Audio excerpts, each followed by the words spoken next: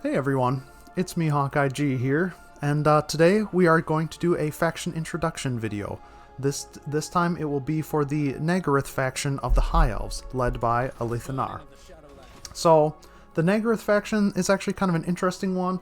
They're a lot more immediately focused on the war with the Dark Elves, so it's a good campaign for people who are more familiar with the High Elves. If you don't want to spend, the first 50 to 100 turns or whatever putzing around on Ulthuan trying to confederate or unify everybody there.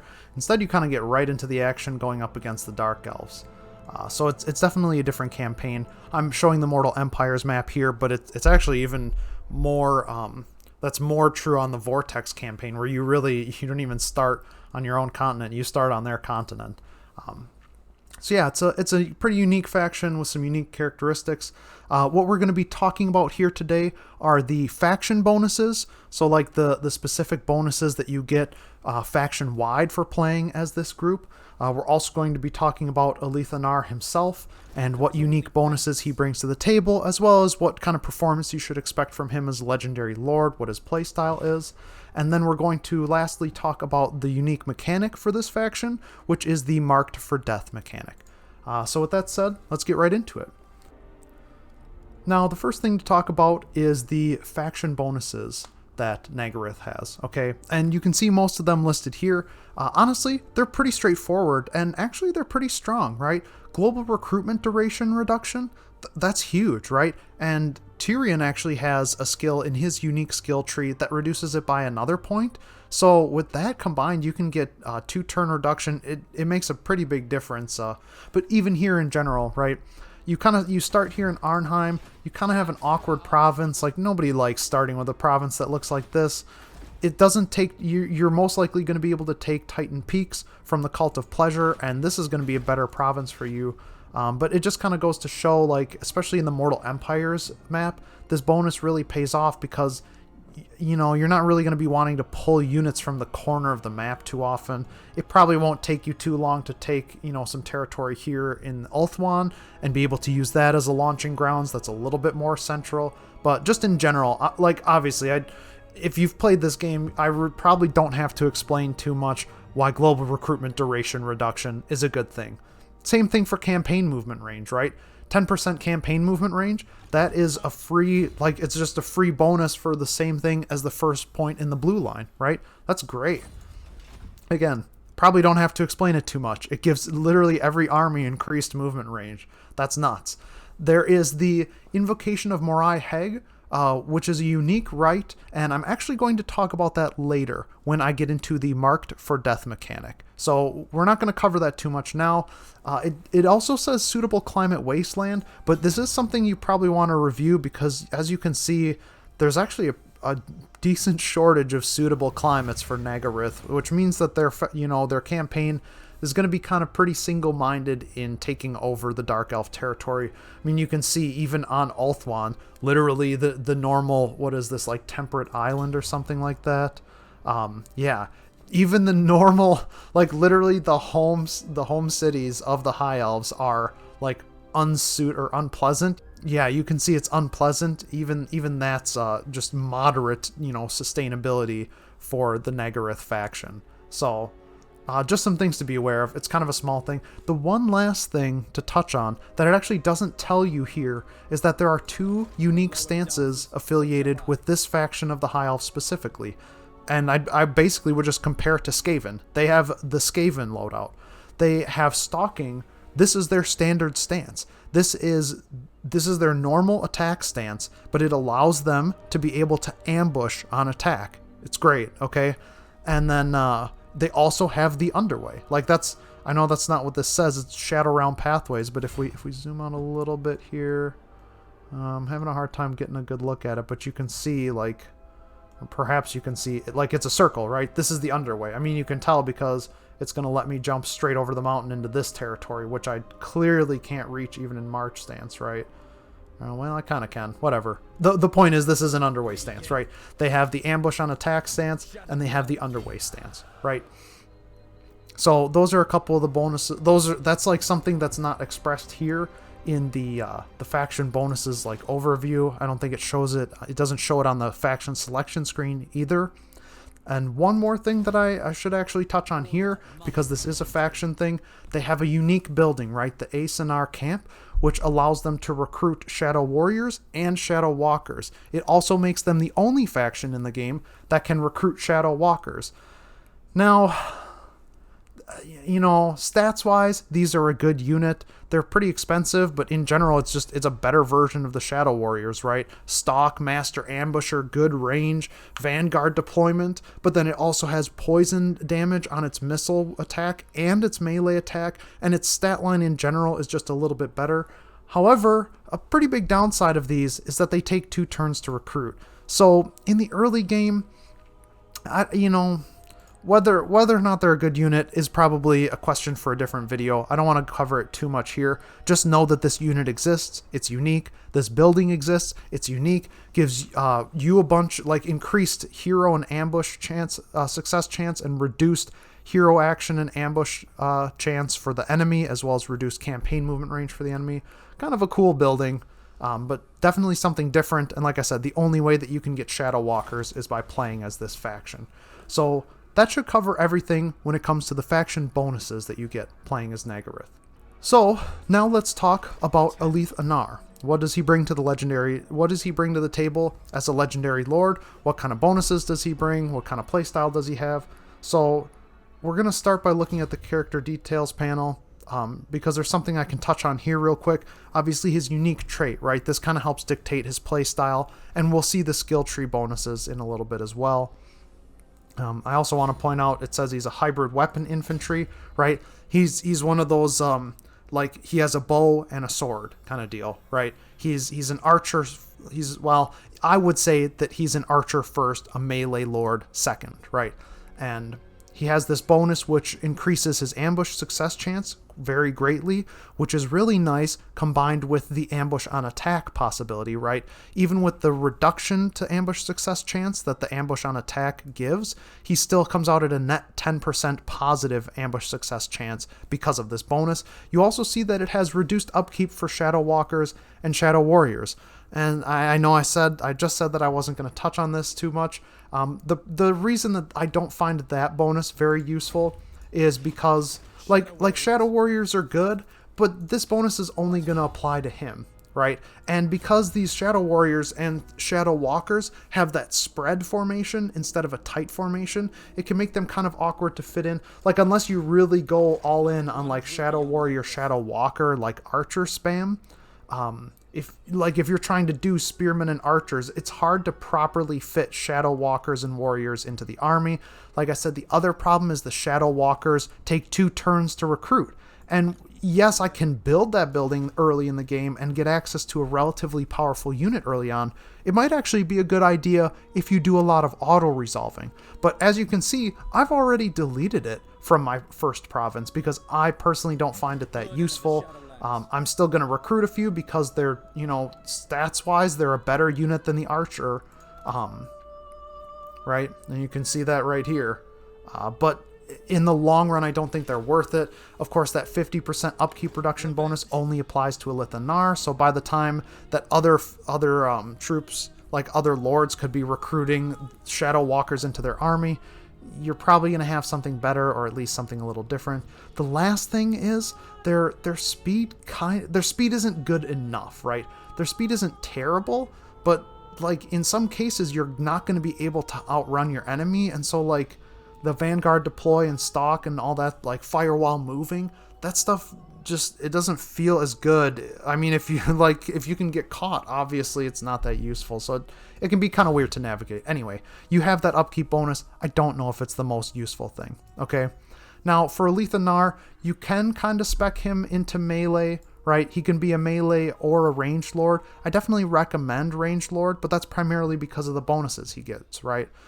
We have the Shadow Crown here, which just gives public order locally, increases ambush success chance, and then gives allies within a range a little bit of melee defense and speed. So it's pretty nice, right? And this kind of helps with the it allows you to kind of use like the Shadow Warrior and Walker. Like you could make a doom stack of those with Alith Anar at least early on in the game and be pretty effective with it once you have this, right? Increase the speed.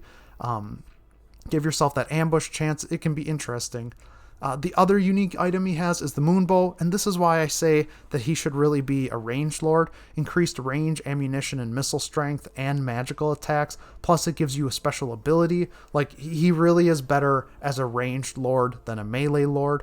If we look at some of his other bonuses here, I mean, this is kind of nice. Leadership reduction causes fear. Here's a bonus for your Shadow Warriors and Shadow Walkers. Increased ammunition, speed, and melee attack. Here's a bonus that gives you post-battle loot from like increased income from sacking and looting, and bonuses for weapon and missile strength fighting against the Dark Elves. We have another increased ambush success chance. So remember, he already has this 25% here. He has another 10% here and another 15% here, giving a base of 50% ambush success chance. And we can also jump over here real quick and see that he has this skill in his tree, which I believe is unique to him, that gives him another additional 30%. Now, is it worth investing that many points into him? I'm not sure.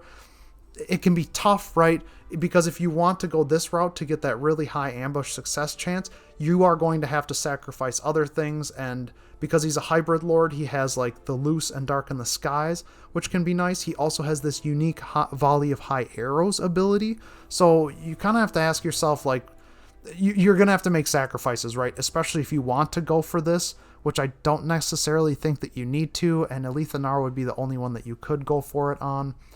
The question is then, like, do you take Lightning Strike or whatever? But that's like a debate for another time. You should build him kind of how you want him. Just understand that if you want to get this ambush success chance as well, you are going to have to sacrifice either personal skills or army boosting skills somewhere along the way. To get back on track a little bit here, we have the last bonus to talk about, right? Last two bonuses. We have this Renegade, which gives you missile strength increase for all armies faction-wide for a small diplomatic relations penalty with the High Elves. This is good. This is so good. This is so strong. You should get this. And there's another reason why, because you can offset the diplomatic relations, which we will cover in the unique faction mechanic, which we'll get to in a bit. The last thing is this Shadow King. Now, Elithanar starts with this Mislead ability, which basically lets him drop a clone of himself and then gives him Stalk, Snipe, and Unspottable. This thing doesn't cause any damage, but it's basically like a free cloned unit. You can send it into battle, cause enemies to make a pile, give Elithanar a free getaway, right? This upgrades that ability so that the clone can actually deal damage, plus it gives you 4 public order to all provinces, which that offsets the tax penalty right there. Really good bonus. Overall, these are all really good bonuses. Like I said, you probably want to build him into at least a little bit of range damage. You want to make sure that he's survivable. If you go all out on the personal skills, again, he has this unique skill for volley of arrows. It might not be a bad idea to go down the ambush chance route, because this would still apply on your attacks. So, I mean, it's nice to have lightning strike, but if you can literally just ambush on attack instead of lightning strike, that's even better. But also because he gives some bonuses to, like, he has so many, this is going to be a more missile focused faction. It's still not a bad thing to have his army have loose or darken the skies, right? So it really depends on how comfortable you are with, like, do you need him as a hero lord to be sniping other people out, or would you rather just have him boost the army and keep him kind of safe in the back lines? Do you think that you need this ambush success chance or lightning strike, or are you not even worried about that? Kind of a decision you will have to make for yourself. With that being said, let's move on to the last thing to discuss here, which is the Marked for Death mechanic. Okay, this is a unique mechanic for this faction. Every 20 turns, it'll give you a list of 3 characters that it wants you to assassinate. When you successfully, this can be done either by assassinating them with a hero, or by defeating them, like by killing them in battle, okay?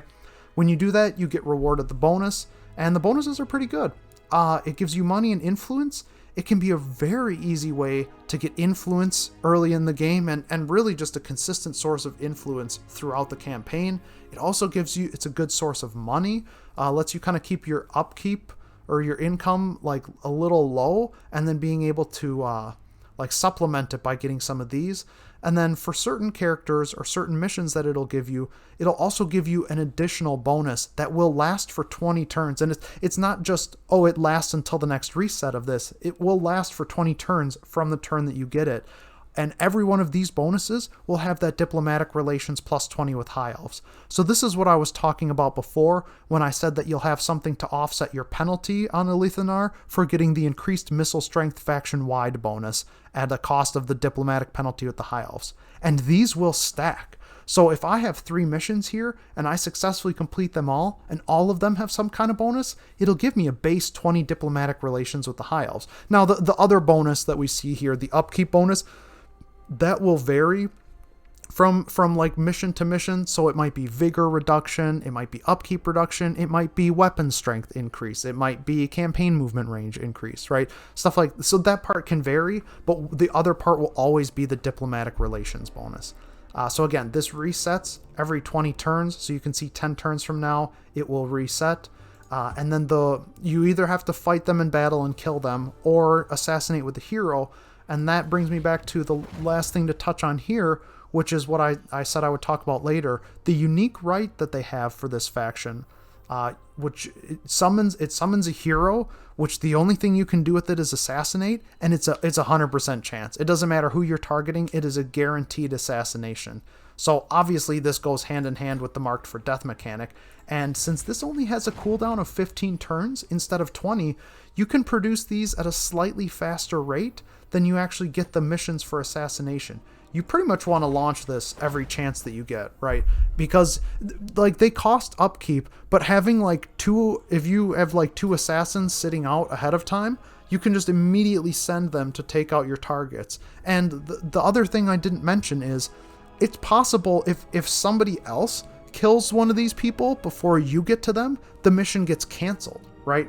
So it's really helpful to have a couple assassins like ready to go ahead of time so you can speed yourself towards the assassinations right away in order to prevent the chance that somebody else will prevent you from getting it, right? So you want to spam this as much as you can. And that's how the marked for death mechanic works. You can see here's a successful one, here we're waiting on one, and it is possible, yeah, if that character dies or loses a fight to somebody else, that mission will be canceled. And yeah, the biggest thing about this diplomatic relations with High Elves and what makes this campaign especially unique, it's very easy to confederate. Like you can just go about confederating the entirety of Ulthuan one bit at a time while also simultaneously waging war against the Dark Elves. And usually your assassination targets, I mean, there's usually Dark Elves. It's given me like Karl Franz, it's given me like a random Lizardman Lord. So it can really vary. You kind of gotta roll the dice with that one, but it can give you such a huge momentum boost. It's very easy. While you don't have the best start out of all of the High Elf campaigns, it's very easy to gain a lot of momentum and a lot of forward progress in a very short amount of time, which can give you an early game advantage, which of course turns into a late game advantage. So that should cover everything that I think there is to introduce the faction of Nagarythe, led by Alethenar. I hope you enjoyed the video. I hope perhaps you learned something from it. If you have any questions or comments, please feel free to leave them below in the comments section. If you have any suggestions on similar videos I should do or what faction you would like to see next, please let me know. Other than that, if you enjoyed the video or if you learned anything, please like and subscribe so we can get you on the next one. And, obviously it motivates me to make more videos, so I really appreciate it. With that being said, thanks for watching. I hope you have a great day, and we'll see you next time.